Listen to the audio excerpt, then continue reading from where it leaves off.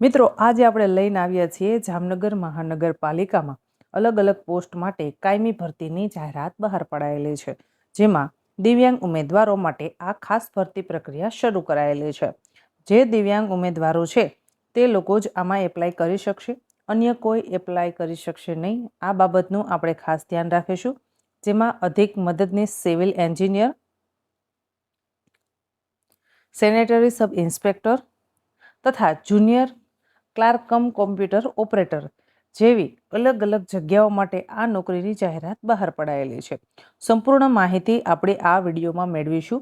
કોણ તેમાં એપ્લાય કરી શકે છે, શું તમારો પગાર ધોરણ રહેશે અને કેટલી શૈક્ષણિક લાયકાત માંગેલી છે। મિત્રો, વિડીયોને વચ્ચેથી સ્કીપ ના કરતા સંપૂર્ણ વિડીયો જોવા આપ શ્રીને હું નમ્ર વિનંતી કરું છું। મિત્રો, આના માટે તમે ઓનલાઈન એપ્લાય કરી શકો છો।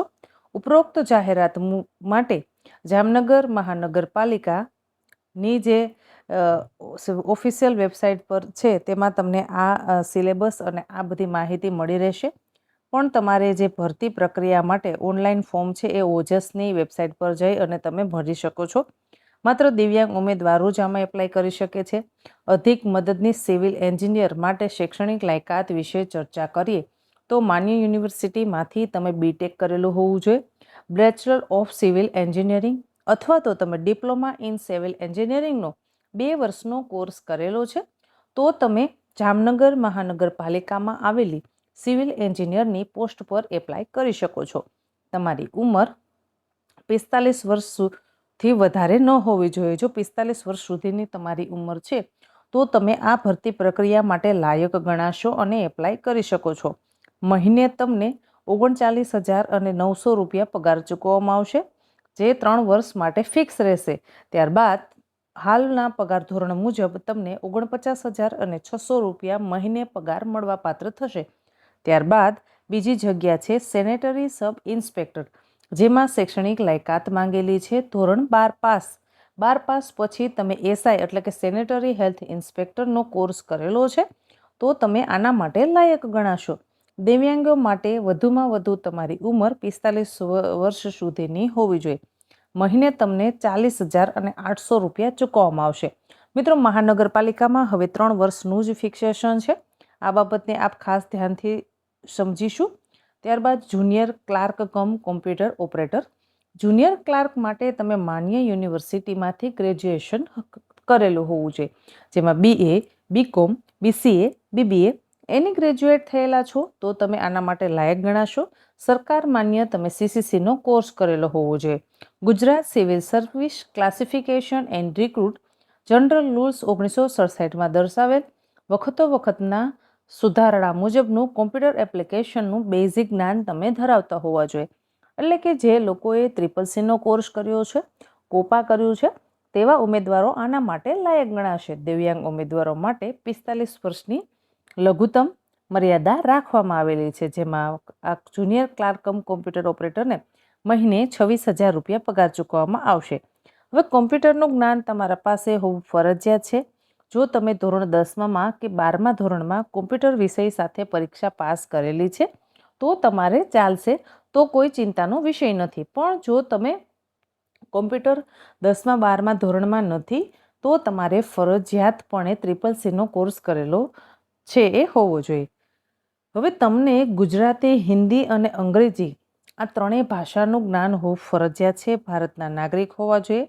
નેપાળના પ્રજાજનો હોય અથવા તો ભૂતાનનો પ્રજાજનો હોય અથવા તો તિબેટના નિવાસી હોય તો ભારતમાં કાયમી વસવાટ કરતા હોય તેનું તમારે છે એ નોંધણી સર્ટિફિકેટ હોવું જરૂરી છે। 40% દિવ્યાંગતા ધરાવતા અથવા તો 40%થી વધારે દિવ્યાંગતા ધરાવતા ઉમેદવારો જ આમાં એપ્લાય કરી શકે છે, કેમ કે આ ભરતી ખાસ દિવ્યાંગ ઉમેદવારો માટે જ શરૂ કરવામાં આવેલી છે।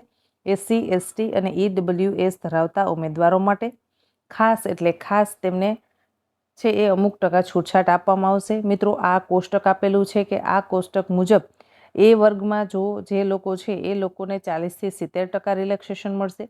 બી વર્ગમાં છે એમને પણ 40થી 70%, સીમાં જે આવે છે કેન્ડિડેટ એને 40થી 70%, DEમાં આવે છે એમને પણ 40થી 70%।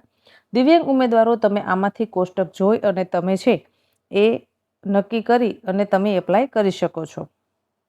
આ આપણને ડિટેલ આપેલી છે, બરાબર છે. અહીંયા શોર્ટ નેમ આપેલા છે, પણ આ બધું એમાં બાયફર્ગેશન કરેલું છે. એ આપ શાંતિથી વ્યવસ્થિત રીતે જોઈ શકશો. એવું હોય તો આપ સ્ક્રીનશોટ પણ પાડી શકો છો. અને હું આપને પર્સનલી રિક્વેસ્ટ કરીશ કે વધારે ને વધારે લોકો સુધી આ વિડીયો મોકલજો.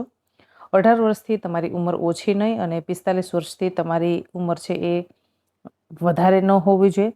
ગુજરાતના અનુસૂચિત જાતિ, અનુસૂચિત જનજાતિ અને સામાજિક અને શૈક્ષણિક રીતે પછાત વર્ગના ઉમેદવારો આમાં એમની છૂટછાટ મળશે. ત્યારબાદ બિન અનામત વર્ગની મહિલાઓને પણ છૂટછાટ અપાશે. જામનગર મહાનગરપાલિકામાં કાયમી અથવા તો કોન્ટ્રાક્ટ બેઝ કર્મચારીઓ જે દિવ્યાંગ કેટેગરીના છે તેવા ઉમેદવારોને પણ છૂટછાટ આપવામાં આવશે. આ બાબતનું આપણે સૌ ખાસ ધ્યાન રાખીશું. હવે આમાં મિત્રો તમે છે એ એપ્લાય કરવા માટે કઈ જગ્યાએ જઈ શકો છો અથવા તો કઈ જગ્યાએ તમે વિશેષ માહિતી મેળવી શકો છો, તો આપણને વેબસાઇટ આપેલી છે www.mcjamnagar.comની વેબસાઇટ પર જઈ અને તમે વિશેષ માહિતી મેળવી શકો છો. પરીક્ષા ફી વિશે ચર્ચા કરીએ તો ફોર્મ ભરતી વખતે કેટેગરી સિલેક્ટ કરી ઉમેદવારે પરીક્ષા ફી ફોર્મ ભરવાની રહેશે. તમામ કેટેગરીના દિવ્યાંગ ઉમેદવારો માટે 500 રૂપિયા છે એ પરીક્ષા ફી રાખવામાં આવેલી છે. ઉમેદવારે પરીક્ષા ફી માત્ર ઓનલાઈન જમા કરવાની છે.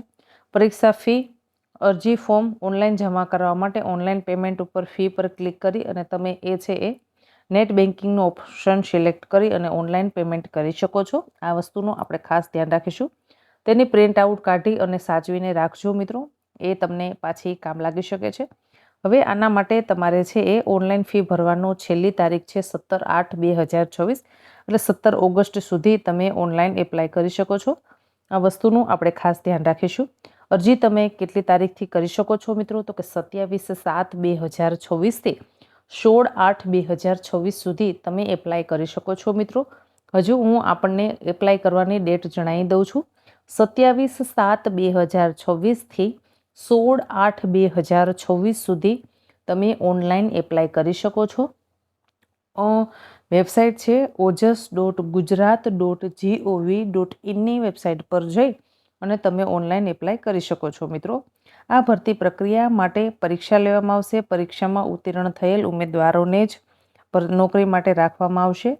હજુ સુધી આપણને આ જાહેરાતમાં કોઈ પણ સિલેબસ આપવામાં આવેલો નથી, એટલે એ સિલેબસ જો આવશે તો આપણે એના વિશે પણ વિડીયો અપલોડ કરીશું મિત્રો.